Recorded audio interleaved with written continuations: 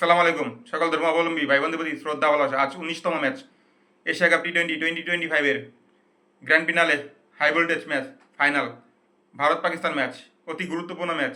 এই ম্যাচে কোন দল ট্রফি জয়ে এগিয়ে আছে এবং কোন দল বিশেষ একটা এগিয়ে নেই, আজ আমরা স্ট্যাটিস্টিক্সের মাধ্যমে পার্সেন্টেজের মাধ্যমে জেনে নেই।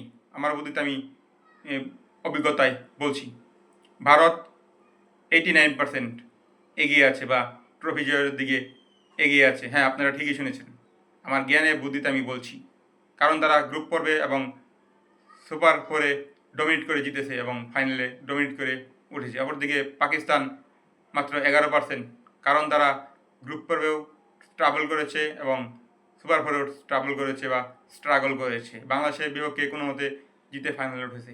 অতএব এতেই বোঝা যাচ্ছে ভারতের জয়ের পালা বা ট্রফি জয়ের পালা বেশি। তবু ক্রিকেট অনিশ্চয়তার খেলা, এটা বলা যায় না আগের থেকেই। এটা অবশ্য ভদ্রলোকের খেলা। যাই হোক, ভিডিওটা ভালো লাগলে একটা লাইক, একটা কমেন্ট, একটা শেয়ার।